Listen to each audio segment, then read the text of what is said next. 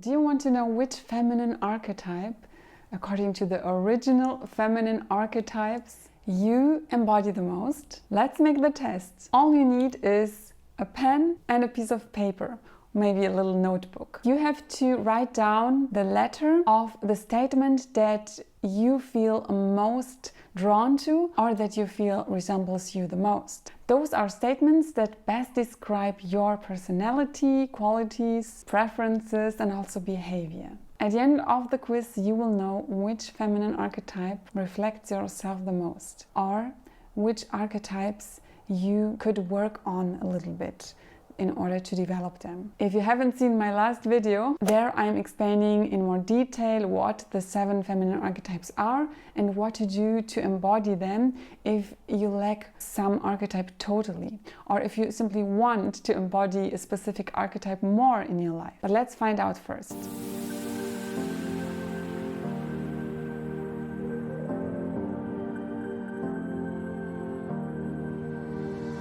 And don't worry, I will blend in all the answers. There will be A, B, C, D, E, F, and G in the end again, so that you can decide again which one resembles you the most. So you don't have to decide on the spot when I read the option. Number 1, how do you usually approach challenges? A, I seek creative solutions and stay optimistic. B, I nurture and support those around me. C, I rely on my charm and emotional intelligence. D, I reflect deeply and look for spiritual meaning. E, I tackle them head-on with determination and independence. F, I take charge, organize and lead others.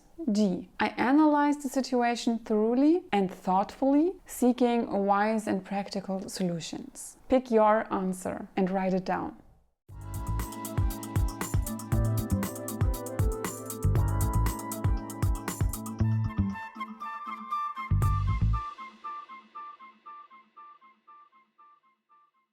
Question number 2. What makes you feel the most fulfilled? A, exploring new ideas and hobbies. B, caring for loved ones or for a community. C, feeling beautiful, confident and connected to others. D, finding peace and purpose within myself. E, achieving a professional or personal goal. F, inspiring others and creating a positive change. G, sharing knowledge, mentoring others, or offering advice that helps. Pick the one that makes you feel most fulfilled. If several apply to you, pick the one that you really feel most drawn to.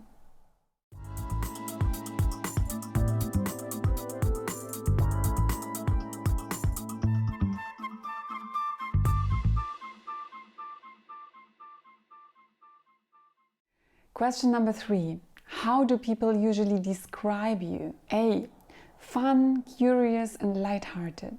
B, warm, compassionate and nurturing. C, charismatic, confident and passionate. D, thoughtful, introspective and mysterious. E, brave, determined and focused. F, commanding, organized and respected. And G, wise, calm and a source of guidance. Pick the one that fits the very best with you.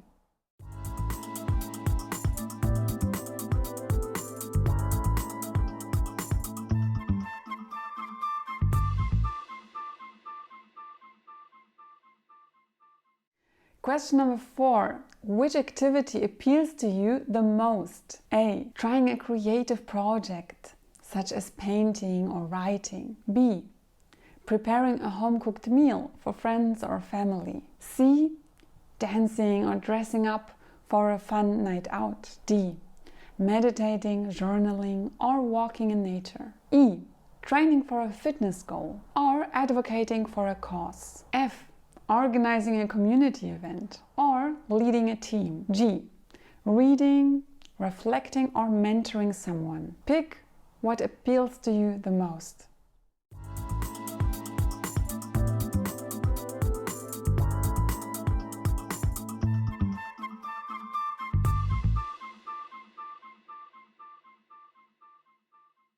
Only only 2 questions missing and we know your archetype. Question number 5. What is your ideal way to spend a free weekend? A. Exploring a hobby or learning something new. B. Spending quality time with family and friends. C. Pampering yourself and enjoying some me time. D. Reflecting quietly and spending time with some spiritual practice. E. Pursuing a personal goal or pushing yourself physically. F. Hosting a gathering or working on a leadership project. G. Sharing your wisdom with others or delving in a meaningful book or study.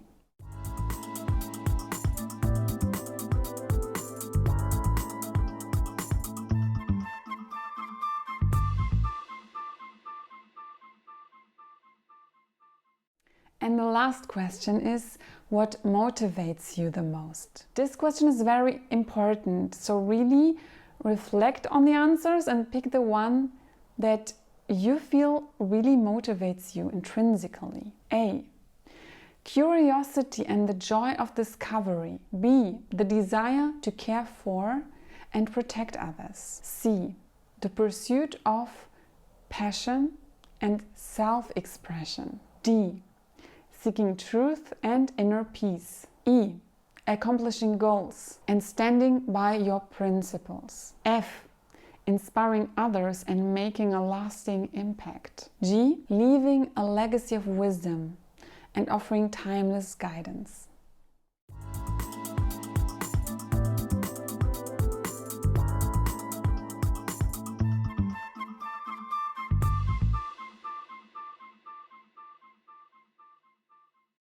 And now, count how many A's, B's, C's, etc. you have. The results are also easy to find out because the letter that you have the most will be the archetype that you seem to embody the most. And if you have several letters quite often, those will be your main archetypes. And if you don't have some letters at all, those are the archetypes that you might want to work on in order to develop these two. Because as we have learned in my first video about the original feminine archetypes, every woman has a set of archetypes within herself depending on her stage of life, on her personality, etc.